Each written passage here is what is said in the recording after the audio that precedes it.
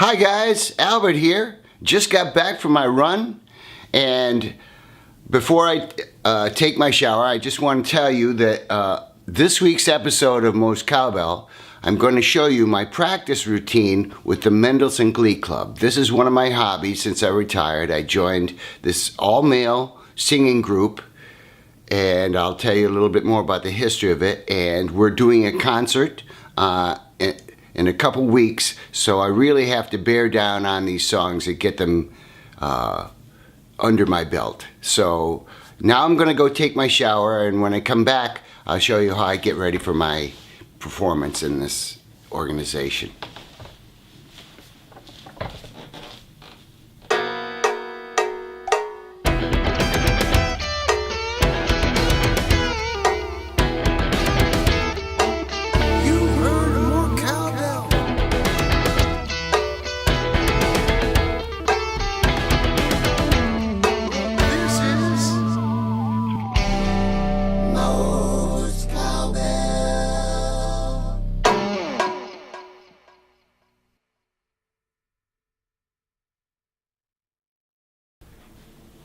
So I became aware of this organization, the Mendelssohn Glee Club, because of Gene Wisoff. Eugene Wisoff was a math teacher at my school. He had asked myself and some of my students to play drums for a particular song. They were going to sing a song that was by Ola Tunji, and it required some hand percussion. So we had some conga drums and bongos and stuff. So we actually performed with them at one of their concerts, and it was the first time I'd seen this, and I was like, this is really cool. He's got like 30 guys, and they're all singing, and it looks like they're having fun.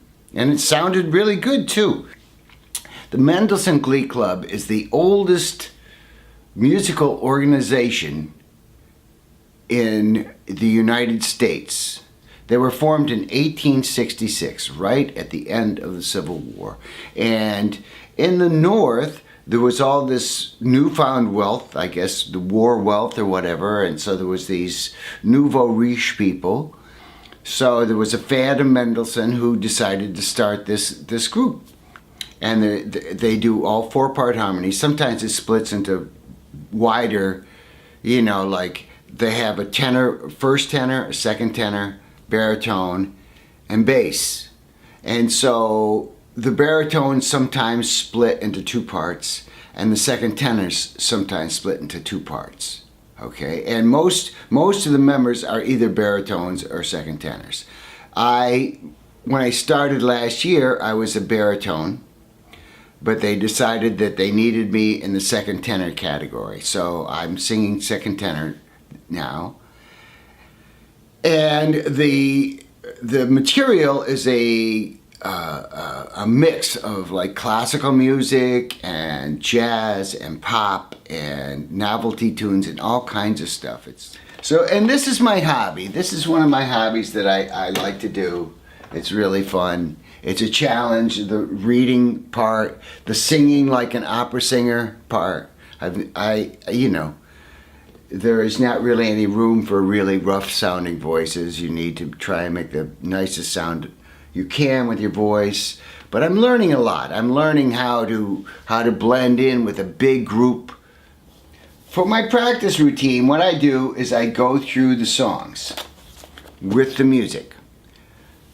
Sometimes I will play the songs on the piano, but usually I have the piano turned on just to check if I'm singing the right note. Now, that's not the only tool at my disposal though. Every time I go to a practice, every Monday, I bring this little handy dandy gadget. Maybe some of you have seen it. It's the Zoom XYH5. Okay, it's a stereo recorder. Actually, it has 4 tracks. You can plug some mics in there, so you can do 4 tracks. I just do stereo with these guys, and I just set it up in the middle of the room, not too close to the piano because the piano is loud. So I will record that, and then I will take the practice, this 3 hours of stuff, you know, it's like one line that goes all the way back, and then I will break it up into the different songs. And then I'll mute every song but the one that I'm going to practice, and I'll get my music and I will sing along with the song. So the first song is The House I Live. You might have heard it somewhere. Last one. What is America to me? A name, a map, the flag I see, a certain word democracy. So this is how we end it. And so I will sing along with this. This is one that I should be off book, and I am really. May the road rise up to meet you. May the wind be always at your back. May the sun shine warm upon your face. May the rains fall soft upon your fields. And until we meet again, may God hold you. May God hold you. May God hold you in the hollow of His hand. Hallelujah. It's fun. It's something that I like to do,